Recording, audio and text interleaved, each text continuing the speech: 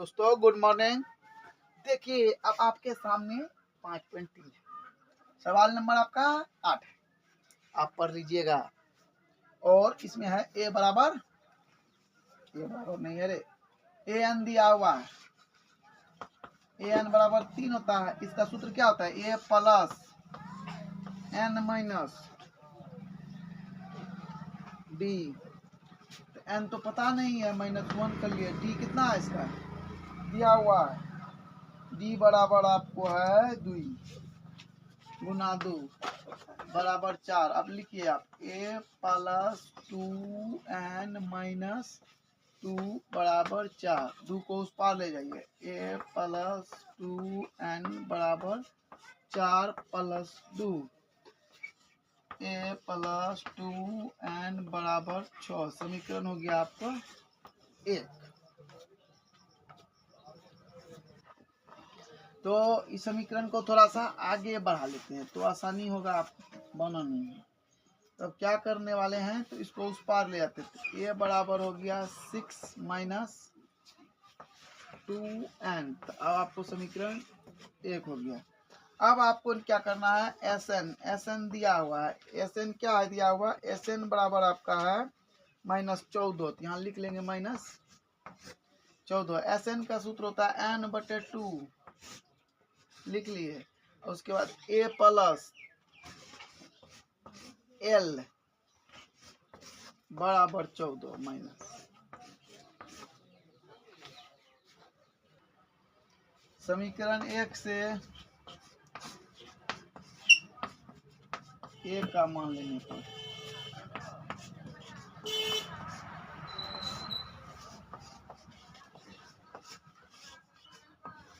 रखने, तो समीकरण 1 क्या है? n/2 6 minus 2n plus L. L के जगह पर आपका हो जाएगा ए एन। ए एन आपका कितना है? 4 है, तो 4 लिखेंगे। अब बराबर -14। अब जो इसको साफ कर लेते हैं बस। अब इसको हल कर दीजिए। n/2 तो 4 4 10 घटा 2n बराबर -14। अब जो है आप इससे 2 कॉमन ले लीजिए। गुना 2 5 माइनस n बराबर -14। ये खत्म, इससे गुना करिए इसको। 5n माइनस n स्क्वायर बराबर -14। तो अब क्या है कि आप इसको यहाँ पर 5n माइनस n स्क्वायर, इसको इस पार ले आइए, प्लस 14 बराबर 0। माइनस को कॉमन ले लीजिए। n square minus 5n minus 14 बराबर 0। माइनस उस पार चल जाएगा, खत्म हो जाएगा। बचा क्या? n square minus 5n minus 14 बराबर 0। तो इस तरह से आप इसको मिटा लेंगे। ठीक है। अब आगे बढ़ाइए बात को।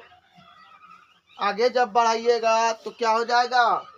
अब आपको इसको इससे गुना करना है। गुणनखंड है ना, जिसको समझ में नहीं आया था पिछले क्लास में, 9 कहाँ से आया कृपया आँख खोल कर देख लें। ये जो है आपको इससे गुना किया जाता है तो कितना हो जाता है? 14n स्क्वायर होता है। अपने मन में लिखना होता है, हम यहाँ लिख देते हैं ताकि आपको याद रहे। ठीक है, वो मन है मेरा, समझे? अब जब ये मन है मेरा तो अब तन क्या होगा?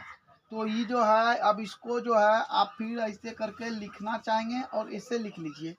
अब इसको 14 पुराना है, गुना करने से 14 आना चाहिए और घटा और जोड़ करने से -5 आना चाहिए, तब जा करके आपको मिलेगा। तो हम यहाँ पर 7 लिखेंगे अपने मन से। कहाँ से लिखे?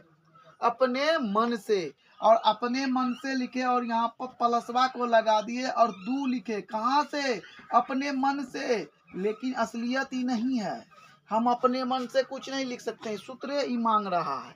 अब आप इसको गुना करिए तो 7 दूना 14 यानी स्क्वायर हो जाता है, और जब इसको जोड़िएगा तो -5n होता है। कोई शक किसी को है?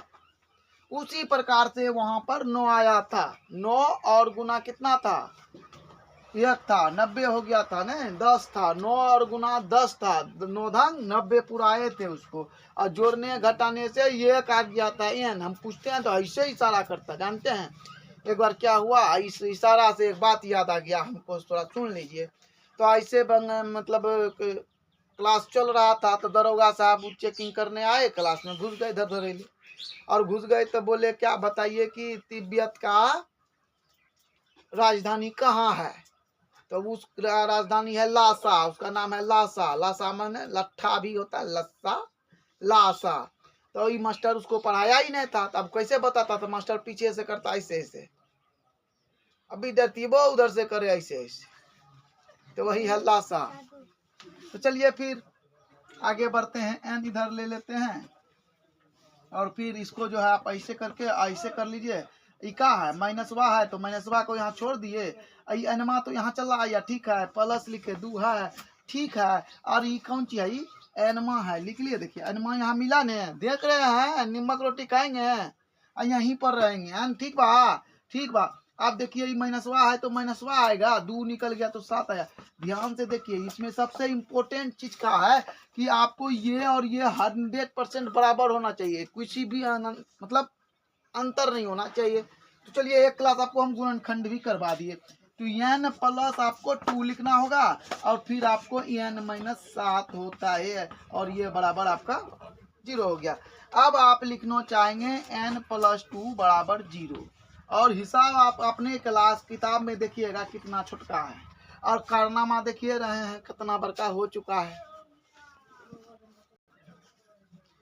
तो अब क्या है आपका, तो अब यहाँ लिखेंगे n बराबर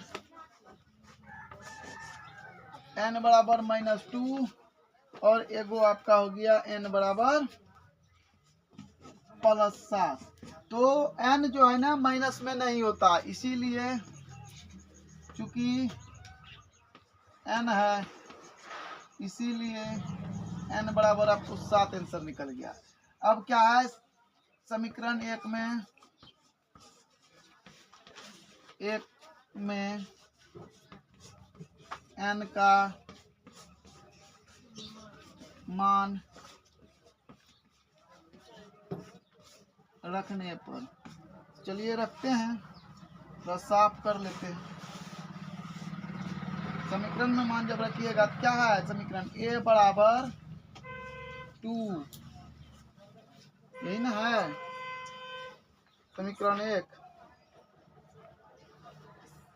बराबर 6 - 2n, तो 6 लिखेंगे -2n लिखेंगे, तो n के जगह 7 हो जाएगा, 7 दूना 14, 6 घटा 14 होगा।